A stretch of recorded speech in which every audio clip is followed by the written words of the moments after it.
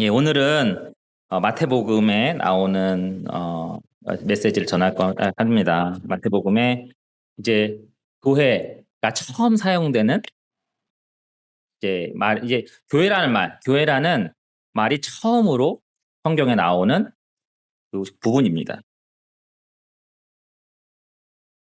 여러분, 우리는 시대가 변함에 따라 모이는 방식도 예배하는 방법도 수없이 달라져 왔습니다.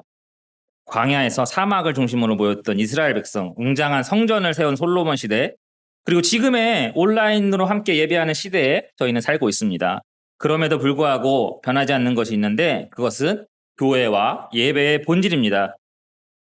오늘 우리는 마태복음 16장 18절부터 27절까지 말씀을 중심으로 교회와 예배가 어떻게 시작되고 어떻게 발전해 왔으며 앞으로 어떻게 변화하는 가운데 그 본질을 어떻게 지켜야 할 것인지 한번 생각해 보려 합니다. 그러면 먼저 질문을 던지겠습니다. 교회는 무엇입니까? 교회의 목적은 무엇입니까? 예배는 제사와 같은 것입니까? 예배는 어떻게 변화되었고 예배는 앞으로 어떻게 변화할 것입니까? 이 질문에 대한 답을 성경의 큰 흐름을 따라가면서 한번 보도록 하겠습니다.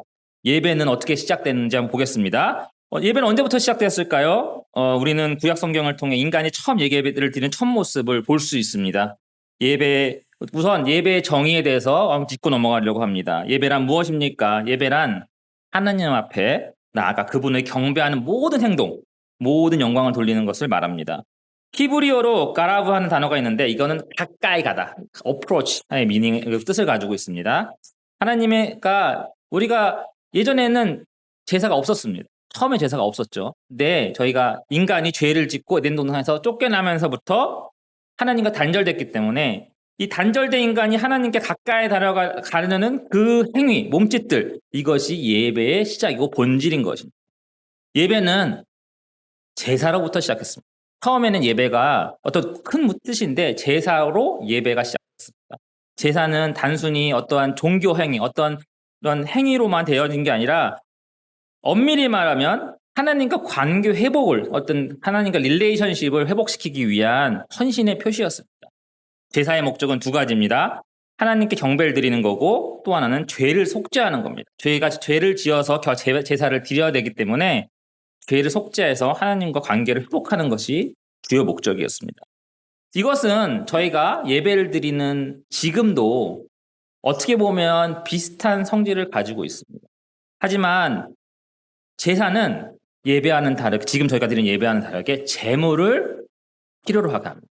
재물 없이 제사를 드리는 것은 불가능합니다. 처음의 제사는 뭐였냐면 아인과 가벨의 제사였습니다. 창세기 4장 3절에서 5절에 나옵니다. 가벨과 가인이 제사를 드릴 때 창세기 4장 3절에서 5절, 세월이 지난 후에 가인은 땅의 소산으로 제물을 삼아 여호와께 드렸고 아벨은 자기 양의 첫 새끼와 그 기름으로 드렸더니 라고 나옵니다. 여기서 보면 하나님이 뒤에 아벨의 제사는 받으셨고 가인의 제사는 받지 않으신다라고 표현이 나옵니다. 차이는 이게 고기는 비싸고 이 식물은 싸서가 아니고 믿음의 중심에 있습니다. 가인과 아벨의 시대에는 육식을 하지 않았습니다. 땅의 소산을 먹는 것은 먹기 위해서 땅의 소산을 했던 거고요. 아벨이 양을 친 것은 제사의 목적으로 친 겁니다. 그 당시 양은 특별한 목적이 없습니다. 먹지 않았기 때문에 양을 기를 필요가 없는데 양을 기른 겁니다. 그래서 이 제사를 목적으로 아벨이 양을 쳤기 때문에 그 마음의 중심이 아벨은 항상 하나님께 가 있었습니다. 이후에 아브라함의 제사가 나옵니다. 아브라함은 이렇게 제사를 드렸습니다. 함께 읽어보겠습니다. 창세기 22장 1절에서 2절에 이렇게 나옵니다. 그 일 이후에 하나님이 아브라함을 시험하시려고 그를 부르시되 아브라함아 하시니 그가 이르되 내가 여기 있나이다 하매 하나님이 이르시되 내 아들 사랑하는 독자 이삭을 데리고 모리아 땅으로 가서 내가 내게 일러준 산 거기서 그를 번제로 드려라. 아브라함은 말도 안 되는 요구를 하나님께 받게 됩니다. 가장 소중한 거. 그냥 아들이었을까요? 100세에 난 아들입니다. 100세. 100세에 난 아들을 바치라고 하나님이 요구하십니다. 그때 아브라함은 성경에 나오길 한마디도 하지 않습니다. 그냥 그 다음날 아침에 바로 출발합니다. 여기서 아브라함의 제사를 통해서 그 제사의 본질, 예배의 본질이 순종임을 또한 보여줍니다. 이후에 야곱의 제사가 나옵니다. 야곱도 하나님께 명령하여 순종의 제사를 드렸습니다. 창세기 35장 1절에서 3절에서 보면 하나님이 야곱에게 이르시되 일어나 베델로 올라가서 거기 거주하며 내 형 에서의 낯을 피하여 도망하던 때에 네게 나타났던 하나님께 거기서 제단을 쌓아라 하신지라. 하나님이 지역을 딱 정하십니다. 처음으로 하나님이 어서 제배사를 드리라고 정하셨습니다. 그때 야곱은 그걸 순종해서 가서 제사를 드립니다. 그 시대에 야곱은 고난 가운데 있었습니다. 고난 가운데도 하나님께 응답에 감사하며 제단을 쌓습니다. 제사는 고통 중에도 상황을 보지 않습니다. 상황 중에 중요한 것이 아니라 하나님을 신실히, 하나님이 나에게 어떤 존재인지를 신실히 인정하고 순종하는 고백입니다. 야곱의 제사는 이렇게 특정한 곳에 제사를 드리고 상황 가운데 있지 않았다면 어떤 것을 또 보여줍니다. 이제 저희가 아는 제사의 이 시대가 열립니다. 모세 시대의 제사입니다. 장막이죠. 모세 시대는 광야에서 제사를 드리게 됩니다. 이스라엘 백성은 광야로 지나갈 때 하나님께서 모세에게 장막, 즉 성막을 지으라고 말하십니다. 우리는 출애굽기 25장 8절에서 그 명령을 분명히 볼습니다. 내가 그들 중에 거할 성소를 그들이 나를 위하여 짓되, 이건 무엇입니까? 하나님께서 직접 제사를 명하신 겁니다. 하나님의 거할 처소를, 이게 하나님이 거할 곳이 없어서 말하는 게 아니고 하나님이 인간 사이에, 이스라엘 백성 사이에 계시고 싶으셔서 그 성소를 지으라고 제사에 이제 그 공식화를 말씀하십니다. 그래서 성막을 짓게 됐죠. 이 성막은 하나님이 말씀하신 대로 지금도 그 성막을 지을 수 있을 정도로 그 설계도가 정확하게 기록되어 있습니다. 그 성막을 하나님께서 말씀하셨고 거기에 거하겠다고 말씀하셨습니다. 그래서 성막을 이스라엘 백성들이 계속 이동하는 가운데도 그것을 만들었다 다시 풀었다 하면서 같이 이동하셨고 언제나 가까이 계심을 보여주셨고 하나님의 임재를 그 성막 가운데 상징하셨습니다.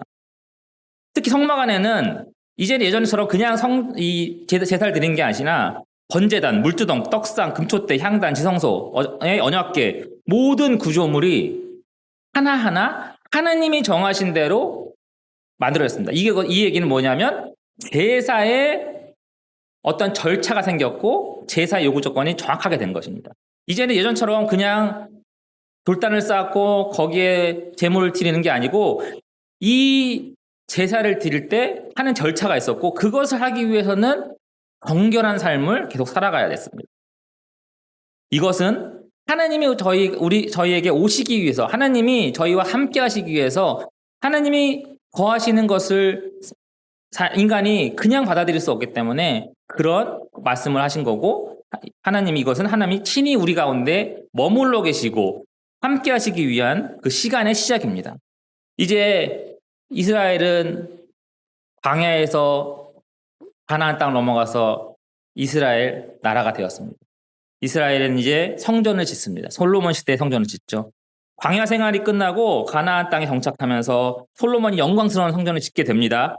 열왕기상 8장 27절 이렇게 나옵니다. 하나님이 참으로 땅에 거하시리이까 하늘과 하늘들의 하늘이라도 주를 용납하지 못하겠거늘 하물며 내가 건축한 이 성전이오리까. 솔로몬이 고백을 했습니다. 우리가 성전 가운데 하느님을 모실 수 없지만 하나님이 이스라엘 백성 가운데 항상 함께 하시기 위해서 성전을 허락하시고 계신다는 것에 솔로몬이 감격을 해서 이것을 찬양한 글입니다. 얼마나 감격했습니까? 이 조그만 이 건물, 이게 사람이 볼 때는 엄청 큰 건물, 영광스러운 건물이 보이겠지만 하나님한테는 이게 얼마나 누추하고 조그마하고 말도 안 되는 것이겠습니까? 하지만 하나님은 이스라엘 선택한 백성들인 이스라엘 백성들과 함께 계시기 위해서 성전을 허락하시고 거기에 거하게 되십니다. 성전은 백성들이 하나님께 나아가는 중심지였지만 하나님은 결코 그 성전 안에 제한되시진 않았습니다. 성전 밖에는 하나님이 계시지 않은 것이 아닙니다. 성전은 하나님의 임재를 가리키는 상징일 뿐 본질은 여전히 사람과 하나님과의 관계, 하나님께 드리는 경배였습니다. 이것은 제2성전과 사마리아를 보면 저희가 알 수 있습니다. 제2성전, 곧 헤롯 성전은 예수님 시대의 성전입니다. 이거는 제1성전, 솔로몬 시대의 성전보다 훨씬 크고 아름답습니다. 근데 지성소가 비어 있습니다. 지성소에 아까 말씀 그런 언약궤를 포함한 촛대, 그런 지성소에 있는 물건들이 있어야 되는데 그게 없습니다. 바빌론이 침략당할 때 없어졌어요. 못 찾았습니다. 그래서 기록에 보면 제사 드릴 때 그 지성소가 비어있기 때문에 그냥 거기서 피를 뿌렸다라고 기록되어 있습니다. 이거 성경의 기록이 아니라 역사서에 기록되어 있는 겁니다. 그 당시 역사서에 보면 성전에 그냥 그 지성소에서 피를 뿌린, 원래는 그 안에 법궤가 있으면 법궤 위에다 피를 뿌려야 되거든요. 근데 그게 아니고 그냥 없으니까 지성소에 하나님이 계시다 생각하고 피를 뿌린 겁니다.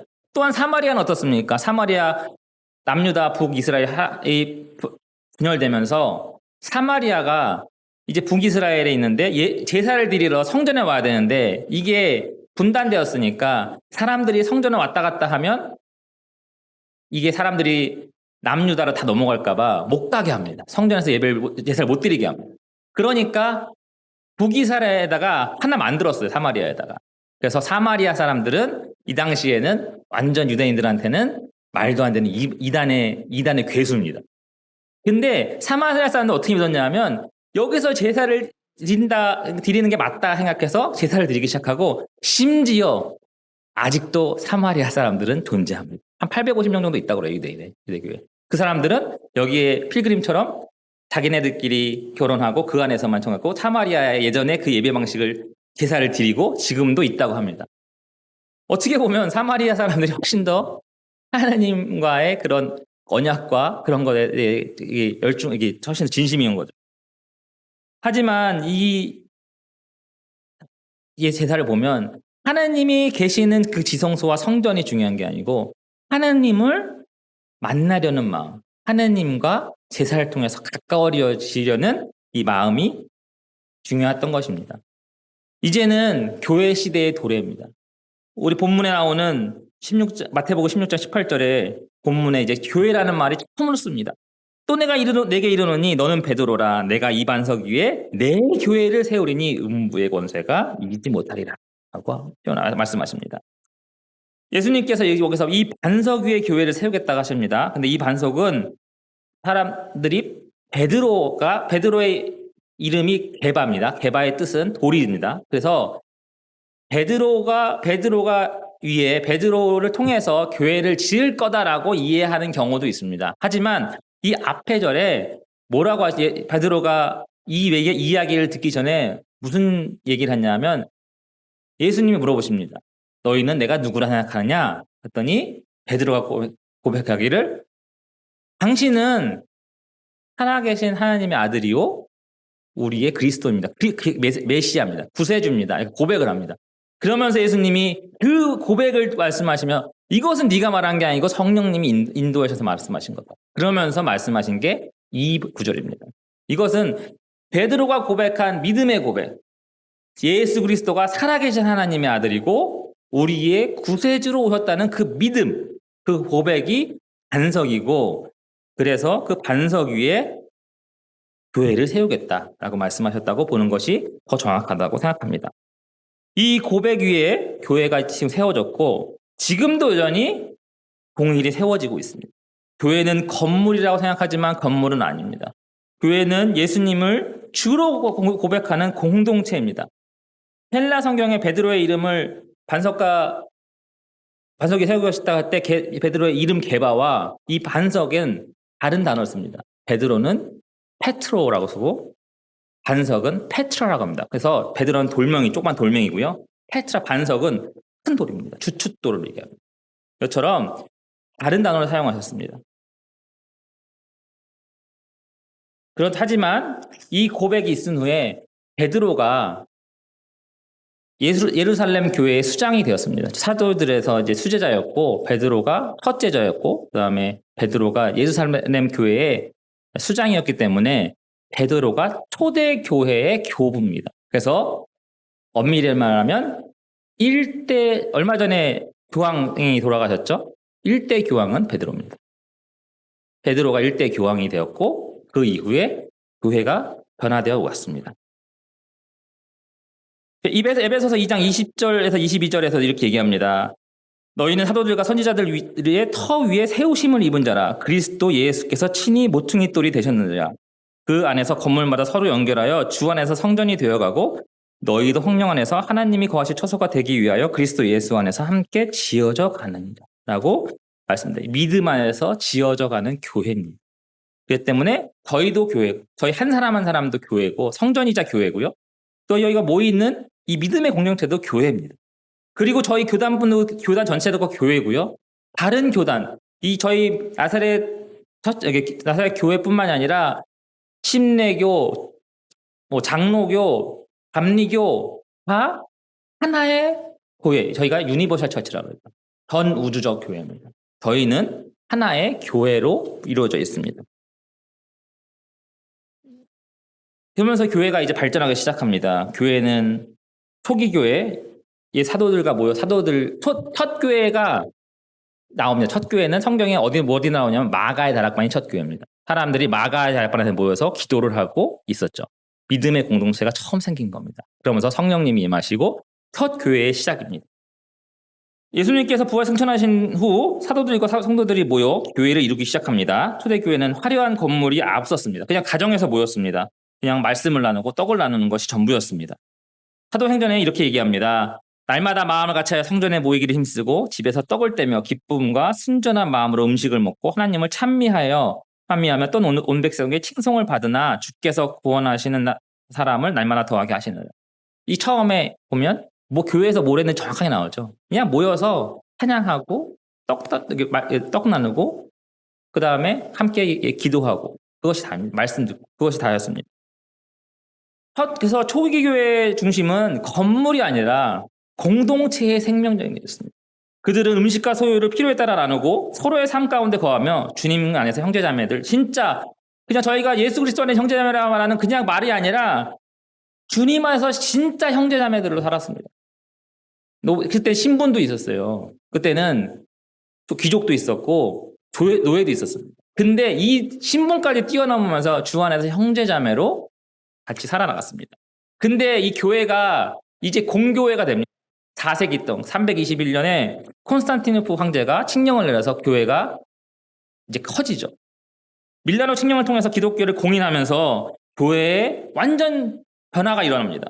교회는 더 이상 핍박받는 소수가 아닙니다. 국가가 인정하고 지원하는 종교가 되었습니다.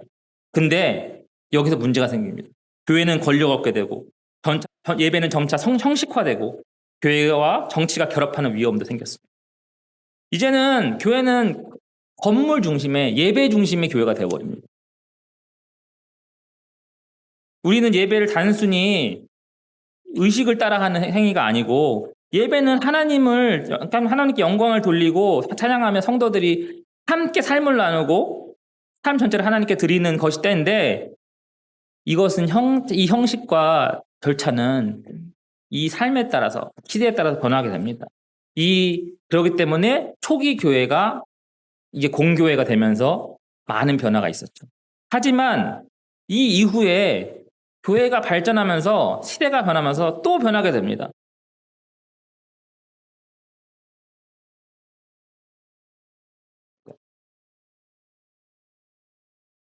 예, 우리의 삶의 변화가 있으면서 변화됩니다. 주님은 말씀하십니다. 주님을 따르는 자는 편안하지 않다고 하십니다. 마태복음 16장 24절에 한번 보겠습니다. 이게 예수께서 제자들에게 이르시되 누구든지 나를 따라오려거든 자기를 부인하고 자기 십자가를 지고 나를 따를 것이니. 저희가 믿음의 삶이라는 것은 예수 그리스도의 십자가를 지고 가는 삶입니다. 예수 그리스도의 십자가에 올라타는 삶이 아닙니다. 함께 예수 그리스도의 십자가를 지고 가는 것. 하지만 이미 예수 그리스도가 큰 십자가를 다 지셨기 때문에 저희는 그것을 믿음의 고백으로 지는 신용만 할 수 있는 겁니다. 예수께서 분명히 말씀하시는 것입니다. 주님을 따르는 것은 편안함과 안락함을 추구하는 삶이 아니라 오히려 자신을 부인하고 각자의 십자가를 지고 따라가는 삶이라고 하셨습니다. 그리고 그렇기에 교회의 예배 형식이 시대마다 변하고 달라질지라도 결코 변하지 않는 점은 이것입니다. 우리의 삶 전체가 하나님께 드려지는 예배가 되어야 하며 주님을 따르는 길은 헌신과 희생이 요구된다는 사실입니다. 예, 교회의 본질은 이렇습니다. 교회는 헬라어로 예수님이 처음 말씀하신 말로 에클레시아라고 합니다. 불러내어온 사람들입니다. 하느님이 불러서 내어온 사람들. 그렇기 때문에 히브리어로는 카할이라고 합니다. 원래는 그 당시에는 예배 교회라는 거 아직 없었지만 이 당시에 어떻게 불렀냐면 카할이라고 부릅니다. 이것은 뜻은 집회, 모임이란 뜻입니다. 즉 교회나 이런 건물이 아니고 믿는 사람들의 공동체로 말한 것을 예수님께서 말씀하셨고 그것들 또한 초기 교회에서도 계속 그렇게 얘기했습니다. 우리는 각 사람이 성령님이 거하시는 하나님의 성전이 되었습니다. 교회는 어떤 정해진 기능을 하는 조직이 아닙니다. 살아계신 하나님을 믿고 그리스도로 오신 예수님을 믿는 사람들이 모여서 삶을 나누며 그 삶 가운데 예수님이 주님 되신 삶을 살아가는 사람들의 모임인 것입니다. 고린도전서에 이렇게 이야기합니다. 너희는 너희가 하나님의 성전인 것과 하나님의 성령이 너희 안에 거하시는 것을 알지 못하느냐. 바울이 이것에 대해서 얘기를 합니다. 교회의 주인은 사람이 아닙니다. 오직 예수님이십니다. 목회자도 성도도 교회의 주인인 적은 한 번도 없었습니다. 교회의 중심은 재직들도 아니고 다음 세대도 아닙니다. 오직 예수님만이 교회의 중심이시고 경배의 대상이 되어십니다. 경배의 대상은 오직 한 분, 예수 그리스도이십니다. 이것 가운데 저희가 예배를 보면 예배가 변하게 됩니다.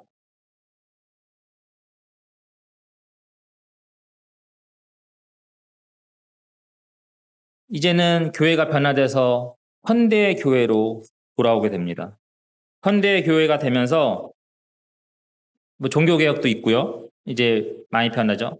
그럼 현대 교회가 되면서 많이 변했습니다. 중세 교회에서 현대 교회가 될 때 가장 큰 문제가 뭐였냐면 예수님을 경배하지 않는 거였어요. 지금도 카톨릭은 예배가 중심입니다. 절차가 중요합니다. 말씀을 아는 것이 중요하지 않아요. 예배의 절차 가운데 정확히 행해져야 되고 신부님들이 예수 그리스도의 대행자가 됩니다. 그렇기 때문에 이 종교개혁 전에는 라틴으로밖에 없었어요. 라틴을 모르면 성경 읽을 수가 없어요. 그래서 수도승들은 라틴을 무조건 배웠어야 되고요. 그리고 일반 사람들은 성경을 몰라도 된다고 생각했습니다. 그것이 기록에 나와 있습니다. 근데 종교개혁을 통해서 오직 믿음, 오직 말씀, 그러면 오직 예수. 그래서 그 믿음으로 종교개혁을 해야 됩니다. 구원도 마리아와 사도들, 성인들을 통해서 그것이 부탁으로 이루어졌다고 생각하고 믿는 믿음이 있어요. 이것들이 잘못됐다고 생각했기 때문에 교회는 성령님의 이끌림 가운데 변화되어서 지금의 개신교가 되었습니다. 그러면서 개신교가 많이 변하게 되면서 저희가 현대교회로 들어오게 됩니다. 현대교회는 그 어느 때보다 다양해졌습니다. 전통적인 예배도 있고 현대적인 찬양 예배도 있습니다. 지금 오늘도 보시면 피아노도 치고 기타도 했잖아요. 저 어렸을 때는 기타 치는 거 안 됐어요. 한국은 대부분이 장로교잖아요. 기타 치는 거 안 돼요. 기타 치면 나가라고 그래요. 목사님이 어디서 교회에서 기타를 치냐 그랬는데 지금은 기타 안 치는 교회 어디 있습니까? 드럼도 칩니다. 물론 장로가 아주 전통적인 장로교는 드럼은 아직 안 됩니다. 근데 지금은 뭐 카혼도 치고 뭐 다양한 음악의 찬양도 하고 있습니다. 이렇게 변화됐죠. 그리고 온라인 예배, 하이브리드 모임, 심지어 여러분 메타버스 아십니까? 메타버스? 버추얼 리얼리티, 가상현실에서 교회에 있습니다. 가상현실에서 매주 교회 예배를 드립니다. 신기하죠. 저도 한 번도 저는 보기만 했어요. 근데 그게 예배가 될까 하는데 의외로 인기가 있습니다. 전 세계에서 보여요. 그 교회에. 그러면 그 교회에 자기의 아바타를 입고 가서 예배를 드리는 겁니다. 찬양도 해요. 헌금도 하고요. 예배도 드리고 다 합니다. 자기를 나타내는 아바타를 자기가 비슷하게 만들어서 하고요. 이것이 생소한데 생각으로 많아요. 사람들이 점점 많아진다고 합니다. 메타버스 교회까지 등장했습니다. 과학과 경제 발전으로 저희 삶의 스타일도 바뀌었고 삶에 대한 이해도 많이 바뀌었습니다. 교회가 다양한 모습으로 변화되고 있습니다. 하지만 본질은 바뀌어지지 않습니다. 이런 모든 다양한 것도 있지만 본질은 바뀌지 않았고 교회는 항상 동일한 목적을 가지고 있습니다. 미래의 교회 한번 생각해 보겠습니다. 미래, 제가 가장 생각하고 많이 하는 교회입니다. 미래의 교회. 미래의 교회는 어떻게 할까요? 제가 장막도 없는 시절부터 교회가 생기고 중세에 거쳐서 현대까지 교회와 예배가 작변화되는 걸 지금 뭐 되게 따분하게시겠지만 계속 말씀드렸습니다. 그런데 이 교회는 그 중에 그래도 그 와중에도 예배가 변하지 않았고 같은 형식을 유지하고 있어요. 아직까지는 있습니다. 근데 이게 계속 유지될까요? 제가 생각하기에는 그렇게 가능성 없습니다. 현대 교회의 변화 중에 가장 획기적인 변화가 뭔지 아십니까? 지금 코로나 시대 전에 가장 획기적인 변화가 마이크가 생긴 겁니다. 예전에는요, 마이크 없어서 소리를 막 지르면 중간에서 그걸 반복했어요. 그래서 이게 딱 펴져나가게. 마이크가 없으니까요. 근데 지금 마이크 있으면 이게 뭐 몇천 명이 있어도 몇만 명이 있어도 나이제리아 가면 몇만 명 있는 교회가 있어요. 한 번에 몇만 명씩 모여요. 예배를. 근데 그게 가능한 이유는 마이크가 있기 때문이에요. 그 아무리 목사님이 목소리 커도 그걸 소리를 팍팍팍 질러서 예배를 뭐 찬양을 하고 뭐 한다 해도 저거 들리겠습니까? 저 몇만 명 뒤에 있는데. 하지만 마이크가 생김으로써 예배가 완전히 변하게 된 거예요. 지금의 대형 교회도 생기게 될 수 있는 거고요. 뭐 큰 모임들도 생길 수 있는 거고, 제가 여러분에게 작은 목소리로 말씀드려도 다 들으실 수 있는 겁니다. 근데 마이크가 있으므로 이런 제약도 다 줄어들었지만 들어주면서 현대교회가 발전하기 시작합니다. 스크린도 생기고 뭐 사운드 시스템도 생기고 저희가 미디어로도 봅니다. 이제는 앞으로 AI 시대, 4차 산업 시대를 나아가고 있습니다. 그러면서 기술은 상상을 초월할 수 없을 정도로 변하고 있습니다. 저희가 코로나 팬데믹 시대를 지나면서 저희가 알 수 있었습니다. 이 온라인 예배가 2019년 전에만 해도요, 온라인 예배 드리는 교회가 거의 없었어요. 온라인 예배 드리면 큰일 나는 줄 알았어요. 유경련 목사님도 온라인 예배 드리면 큰일 나는 줄 알았어요. 근데 심지어 지금 장로교도, 그 보수적인 장로교조차도 온라인 예배 다 드립니다. 코로나 시대가 완전히 그때 기술이 도입되면서 완전히 변한 거죠. 지금 온라인 예배는 일상입니다. 앞으로 범용 AI, 메타버스, 가상현실 예배, 우리한테 지금 제가 말씀드렸던 그런 익숙하지 않은 그런 것들이 이제 곧 익숙해집니다. 지금의 어린 세대는요, 저희하고 전혀 다른 걸 느낍니다. 저희는 전화 받을 때 이렇게 하죠. 이게 실제로 실험을 했어요. 나이 연령별로 넣어놓고선 전화 받는 거를 표현하라고 했더니 이제 한 5살 정도에는 이렇게 하더라고요. 얘네는 이거 본 적이 없어요, 이 전화를. 그리고 그리고 저는 어렸을 때 이것도 아니고 이거였거든요. 이거 돌리는 거 아세요, 그 전화? 이 세대와 지금 화상이나 이렇게 눌러서 하는, 또 해가지고 터치 스크린으로 하는 이 세대가 어떻게 같은 시대에 살고 있다고, 같은 시대를 살고 있다고 생각하십니까? 같은 시대에 살고 있죠, 하지만. 이런 것들이 변화되는 가운데 저희가 이 교회에도 분명히 익숙하지 않은 것이 들을 겁니다. 저희가 이제 5월 달에 되면은, 6월 달인가요? 6월 달에 되면은 주정모 목사님 마지막 거기서 사임 예배를 온라인으로 저희가 보게 될 것입니다. 그 설교를. 그것도 사실은 생소한 거죠. 여러분 어렸을 적에 한 10년 전에 그런 거 보신 적 있습니까? 온라인으로 이렇게 하신 거? 없잖아요. 근데 지금은 그 일상이 됐잖아요. 처럼 사랑하는 여러분, 아무리 시대가 이 시대가 변하는 가운데 여러 가지 와도, 하지만 그 가운데 저희가 변하지 않는 것이 있다는 것을 생각하셔야 됩니다. 그것은 예수 그리스도. 그 그리스도의 이름 위에, 그 피 위에 세워진 교회. 이 교회에서 드리는 것은 하나님을 경배하는 삶을 드리는 영적 예배인 것을 저희가 바라보고 나아가야 합니다.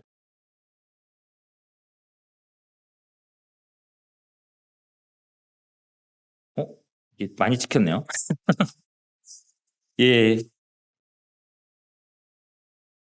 제가 오늘 스크립트가 아마 보기가 힘들 거예요. 제가 스크립트를 14장을 찍었는데 길어요. 근데 제가 막 아까 프린터가 안 돼가지고 빠르게 나오는 바람에 어떤 거는 여러 장 찍히고 어떤 거는 사라지고 그래서 지금 좀 없는데, 저는 뭐 제가 썼으니까 그냥 하면 되는데, 보면은 지금 처음에는 제가 번역해 놓은 그 스크립트 보고 했다가 지금 아마 멘붕 마음이 힘들 거예요.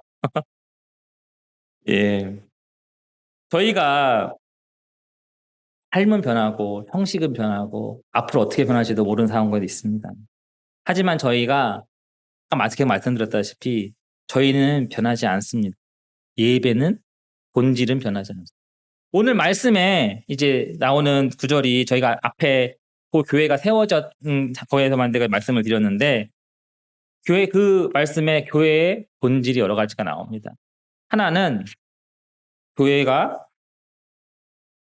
잠시만 24절입니다.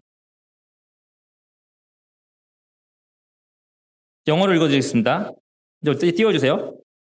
Then Jesus said to his disciples, Whoever wants to be my disciple must deny themselves and take up their cross and follow me. 아까 말씀드린 것입니다. 자신을 부인하는 삶을 살아야 되고요. 그리고 뭘 기대해야 돼요? 마지막에 기대하는 거 27절입니다. 27절 좀 띄워주시겠어요?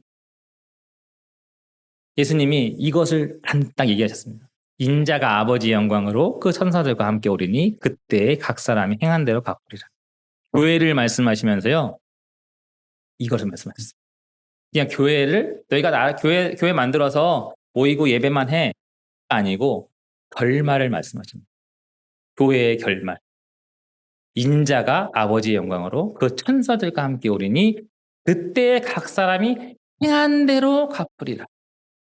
이게 중요한 것입니다. 교회의 목적은 이것입니다. 예수님이 오시는 것을 바라보고 그 삶을 살아가는 것. 물론 저희는 예수님이 오시기 전에 저희 삶을 다 마감할 수도 있습니다. 모르죠. 예수님이 내일 모레도 오실지도. 하지만 저희가 모든 사람은 예수님이 오신 이후에 부활할 것입니다. 그리고 예수님 앞에 서서 그 행한 대로 믿음으로 행한 사람은 믿음에 행한 대로 받을 것이고 믿음이 아닌 대로 행한 사람들은 믿음이 아닌 대로 받을 것입니다. 행하지 않은 대로 받을 것입니다. 그러기에 우리는 예수님을 주로 고백하며 삶 전체를 영적 제사로 드려야 됩니다. 우리의 삶과 예배는 결코 편안함과 안락함을 위한 것이 아니라 십자가를 지고 주님을 따르는 헌신의 여정입니다. 그리고 이 여정 끝에는 다시 오실 예수 그리스도를 만나는 놀라운 영광이 기다리고 있습니다. 저도 앞으로 어떻게 교회가 어떠한 형태로 변화되고 어떻게 성장 또한 쇠약해질지 알 수가 없습니다. 앞으로의 교회가 어떠한 것을 감당하면서 어떠한 형태로 예배가 변화될지도 모르겠습니다. 하지만 그 형태와 형식이 어떻게 변화되던 교회가 어떻게 쇠약해지든 강성해지든 그것이 중요한 것이 아니라 교회의 예배와 그 본질은 변화되지 않을 것이고 그것을 통해 우리는 예수 그리스도를 따라가는 삶을 살게 될 것입니다. 이는 결코 쉽거나 편안한 길은 아닙니다. 하지만 생명을 얻게 되는 길이며 주님과 함께하는 길이 될 것입니다. 교회는 이러한 목적을 가지고 예수님께서 만드셨고 세상을 이길 권세를 주셨습니다. 예수님 말씀하셨죠? 음부의 권세가 절대 이기지 못할 것입니다. 여러분의 삶이 어떠한 변화를 가지더라도 주님을 예배하고 모이시기를 힘쓰는 몸된 성전으로서의 삶의 교회로 모이시기 바랍니다. 우리의 삶 전체가 예배가 되기를 소망합니다. 변화한 세상 가운데서도 변하지 않는 믿음 위에서 굳게 서서 교회의 성도가 서서 생활하시는 교회의 성도가 되시길 축복합니다. 마지막으로 로마서 12장 1절을 함께 읽으면서 마무리하겠습니다. 그러므로 형제들아 함께 읽으시겠습니다. 내가 하나님의 모든 자비하심으로 너희를 권하노니 너희 몸을 하나님이 기뻐하시는 거룩한 산 제물로 드리라. 이는 너희가 드릴 영적 예배니라. 아멘. 감사합니다. 기도하시겠습니다. 할렐루야. 주님 감사합니다. 저희가 교회의 발전과 주님이 교회를 어떻게 생각하시는지와 앞으로 우리가 교회 가운데 무엇을 기대해야 되는지를 살펴보았습니다. 주님, 저희가 한치의 앞도 모르는 삶을 살고 있지만 이 가운데 주님이 저희에게 주신 확신은 주님이 교회를 만드셨고 주님이 교회와 함께 하시고 저희가 그 교회에서 모여서 삶의 영적 제사를 드리는 것을 주님이 기뻐하시면다는 것입니다. 주님, 하지만 저희는 부족하기에 저희는 연약하기에 주님 저희는 이것을 저희의 힘으로 할 수 없사오니 주님께서 저희와 함께 하셔서 저희의 삶들이 지금은 나약할지라도 지금은 모자랄지라도 주님 안에서 변화되어서 정말 주님의 영광을 나타내는 삶의 교회로서 삶의 제사로서 나아갈 수 있도록 주장하여 주시옵소서. 주님 감사합니다. 우리 주 예수 그리스도 주님의 이름으로 기도했습니다.